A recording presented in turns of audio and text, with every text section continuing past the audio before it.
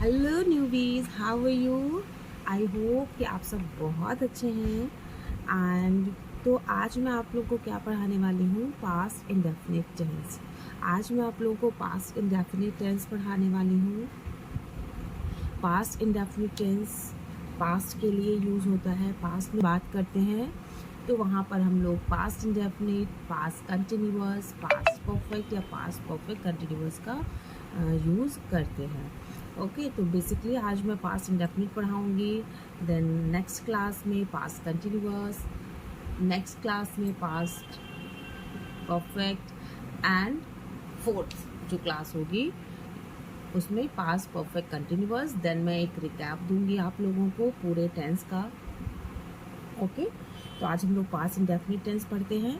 पहले इसको क्लियर करते हैं, एक एक चैप्टर हम लोग ऐसे क्लियर करेंगे तो बहुत ठीक रहेगा हमारे लिए। तो पास्ट इंडेफिनिट टेंस, कोई भी टेंस हो, कोई भी टेंस हो या कोई भी सेंटेंस हो, वहाँ पर हमारा सबसे पहले क्या आता है, सब्जेक्ट आता है। ठीक है, कोई भी सेंटेंस हो, चाहे हिंदी का सेंटेंस हो, चाहे इंग्लिश का सेंटेंस हो या कोई भी टेंस हो, तो सबसे पहले सब्जेक्ट आता है। कुछ सेंटेंस ऐसे हैं जो विदाउट सब्जेक्ट हम लोग बनाते हैं, बट ऑलमोस्ट जितने भी सेंटेंस हैं क्या होता है, मोस्ट ऑफ द सेंटेंस हमारे सब्जेक्ट से ही बनते हैं। तो पहले हम सब्जेक्ट, ये फॉर्मूला में लिखा है, एंड वर्ब की सेकंड फॉर्म, देन ऑब्जेक्ट। अब देखिए, इसके लिए हमें वर्ब की तीनों फॉर्म्स आनी चाहिए। वर्ब की फॉर्म्स पता होगी तभी हम लोग यहाँ पर पास्ट इंडेफिनिट टेंस बना पाएंगे, तभी हम लोग वर्ब की सेकंड फॉर्म लिख पाएंगे।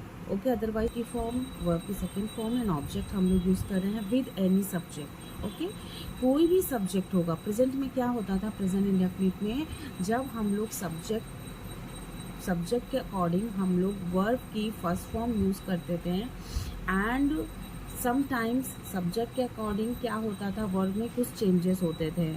आई थिंक आप लोगों को याद है, कुछ चेंजेस होते थे प्रेजेंट इंडेफिनिट में। क्या चेंजेस होते थे कि सब्जेक्ट के अकॉर्डिंग हमारा वर्ब बनता था। किसी वर्ब में हम लोग एस ऐड करते थे, किसी वर्ब में हम लोग ए एस ऐड करते थे, एंड किसी वर्ब में हम लोग आई ई एस ऐड करते थे, राइट। लेकिन यहाँ पर बहुत ही इजी हम लोगों के लिए है कि कोई भी सब्जेक्ट हो, हमें कुछ भी सोचने की ज़रूरत नहीं है कि सब्जेक्ट क्या है हमारा, सिंगुलर है, प्लूरल है या क्या है। विदाउट थिंकिंग हम लोगों को वर्ब की सेकंड फॉर्म लगा देनी है, लेकिन उसके लिए हमें वर्ब की सेकंड फॉर्म अच्छे से लर्न होनी चाहिए। नेगेटिव सेंटेंस में एंड इंटेरोगेटिव सेंटेंस या फिर इंटेरोगेटिव नेगेटिव हो, कोई भी सेंटेंस हो, अगर डिड आ रहा है, ओके, डिड नॉट, या इंटेरोगेटिव में बेसिकली डिड से स्टार्ट होता है या WH वर्ड से स्टार्ट होता है, वहाँ पर हम लोग हमेशा वर्ब की फर्स्ट फॉर्म लगाएंगे। ठीक है, वर्ब की फर्स्ट फॉर्म भी बोल सकते हैं, या हम वह मुंबई गया, वह की ही हो जाएगी। जाने की बेसिकली हमारी क्या होती है, गो की सेकंड फॉर्म होती है वेंट, तो he went Mumbai, he went Mumbai, वह मुंबई गया, ही वेंट मुंबई, वह मुंबई गया। नंबर 2, वह बहुत अच्छा खाना बनाती थी, वह बहुत अच्छा खाना बनाती थी। जब भी था थी थे आएगा, ये तो श्योर है कि पास्ट टेंस है। अब यहाँ पर गया आया तो समटाइम्स किसी को कंफ्यूजन हो जाए, तो वह की शी हो जाएगी। बनाने की क्या हो जाएगी, cooked, cooked is a second form, cooked is a second form of cook, cooked is a second form of cook. Okay, बहुत अच्छा खाना, तो बहुत अच्छे के लिए डेलिशियस, एंड खाने की food, she cooked delicious food, वह बहुत अच्छा खाना बनाती थी। नंबर 3, वे बहुत रोए, वे की दे हो गई, रोने की वेप्ट हो गई। वैसे वीप होती है फर्स्ट फॉर्म, सेकंड फॉर्म हो जाएगी वेप्ट, बहुत की अलॉट, दे वेप्ट अलॉट। ओके, नंबर 4, हम बहुत ही अच्छे अंक लाते थे, यानी कि एग्जाम्स में हमें बहुत ही अच्छे मार्क्स मिलते थे, हम बहुत अच्छे मार्क्स लाते थे, या हमने बहुत ही अच्छे मार्क्स पाए, हम बहुत अच्छे मार्क्स पाते थे। जो भी हमारा क्वेश्चन है, जो भी सेंटेंस है, हमारा आंसर विल बी वी हम की होगी वी, अचीव्ड, अचीव की होती है प्राप्त करना, ठीक है, प्राप्त करना, we achieved good marks, we achieved good marks, बहुत ही अच्छे के लिए गुड, एंड लाने के लिए या प्राप्त करने के लिए अचीव मार्क्स, अंक की मार्क्स। मैं पहाड़ी की चोटी पर पहुंच गया था, मैं पहाड़ी की चोटी पर पहुंच गया था। तो व्हेनेवर था थी थे विल कम, हम लोग बहुत ही आसानी से समझ सकते हैं कि इट इज़ अ पास। हमारा गया, खाया, पिया, रोया, हंसा, इसमें थोड़ी सी हम लोगों को कंफ्यूजन हो जाती है समटाइम्स कि ये परफेक्ट का है कि ये पास्ट का है। ओके, बट वाइल प्रैक्टिसिंग, जब हम लोग प्रैक्टिस करते चलेंगे तो सारी कंफ्यूजन दूर हो जाएगी, कोई भी प्रॉब्लम नहीं होगी। मैं की आई, पहुंचने की reached, reached is the second form and also it is a third form. Reached second form में भी आती है, रीच का सेकेंड फॉर्म रीच्ड होता है एंड थर्ड फॉर्म भी यही होता है। द पीक, पहाड़ी की चोटी, peak of mountain, I reached the peak of mountain.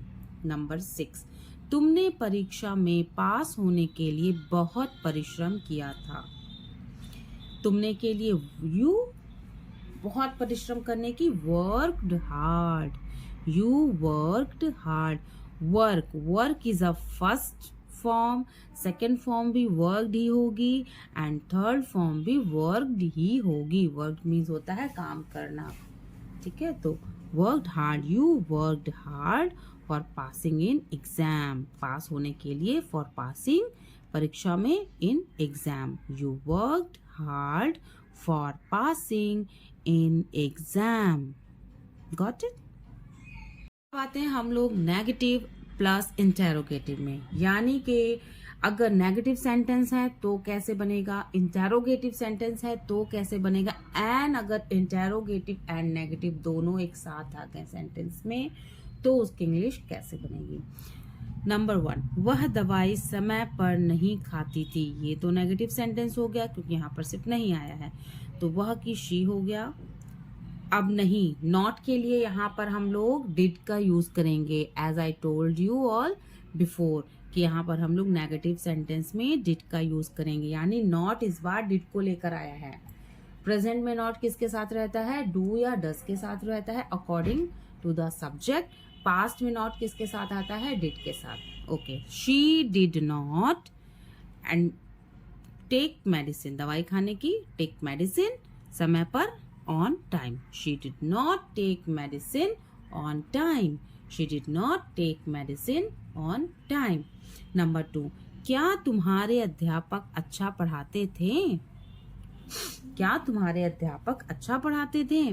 तो अब यहाँ पर सेंटेंस इंटेरोगेटिव है, क्या से स्टार्ट हुआ है, तो जब भी इंटेरोगेटिव सेंटेंस होता है तो हम लोग क्या यूज करते हैं, वही वर्ड यूज करते हैं जो वही वर्ड यूज करते हैं जिस वर्ड को हम लोगों ने नॉट के साथ यूज किया था। ओके, चाहे वो कोई भी सेंटेंस हो, चाहे वो कोई भी टेंस हो, जब भी इंटेरोगेटिव सेंटेंस आएगा तब हम लोग सबसे पहले, अगर क्या से स्टार्ट हो रहा है इंटेरोगेटिव, ठीक है, अगर इंटेरोगेटिव क्या से स्टार्ट हो रहा है तो हम लोग उस वर्ड को सबसे पहले लिखेंगे जो कि हमारा नॉट के साथ आता है। Understood, clear, okay. तो डिड यहाँ हमारा नॉट के साथ आया था तो हम लोगों ने यहाँ पर डिड का यूज किया पहले। तो डिड, क्या तुम्हारे अध्यापक, तो डिड योर टीचर अच्छा पढ़ाते थे। टीच वेल, अब देखो पहले तो यहाँ देखिए कि डिड आ गया, सो यहाँ पर हम लोगों ने वर्ब की फर्स्ट फॉर्म ही लिखी है। ओके, यहाँ पर हम लोगों ने वर्ब की फर्स्ट फॉर्म ही लिखी है, या यू कैन से कि यहाँ पर हम लोगों ने मेन वर्ब लिखी है। या जैसे मैथ्स में होता है ना फेस वैल्यू और प्लेस वैल्यू, ठीक है। तो जो फेस वैल्यू होता है, फेस वैल्यू का मतलब होता है कि जो नंबर या जो चीज जैसे लिखी है वो चीज एज इट इज वैसे ही आएगी, उसमें हम लोग कोई भी चेंज नहीं करेंगे। वैसे ही मेन वर्ब का मीन होता है कि किसी वर्ड का कोई मीनिंग जो होता है जैसे होता है वैसे ही लिखेंगे। No S, no E S, no I S, जैसा उसका चेहरा है वैसे ही हम लोग लिख देंगे। तो यहाँ पर मेन वर्ब आ गई, शी डिड नॉट टेक। ऐसे ही यहाँ पर हम लोगों ने टीच लिखा है, फर्स्ट फॉर्म बोल सकते हैं। या क्यों मैं बार बार फर्स्ट फॉर्म और मेन वर्ब बोल रही हूँ, क्योंकि मैंने जो आप लोगों को लर्न करना सिखाया है वो सिखाया है main verb, V1, V2, V3 यानी वर्ब की फर्स्ट फॉर्म, वर्ब की second form and third form मैंने बताई है, लेकिन साथ में मैंने मेन वर्ब भी बताया है। ठीक है, तो इसीलिए क्या है, यहाँ पर मेन वर्ब आ गई है हमारी, या वर्ब की फर्स्ट फॉर्म, जिस तरह से आपको समझ में आए। तो डिड योर टीचर टीच, यहाँ पर सेकंड फॉर्म नहीं आई है। सेकंड फॉर्म कब आएगी पास में, जब हम लोग पॉजिटिव सेंटेंस बनाएंगे। नेगेटिव, इंटेरोगेटिव या इंटेरोगेटिव नेगेटिव कुछ भी हो, we will use only V1। Well, did your teacher teach well, did your teacher teach well. Okay,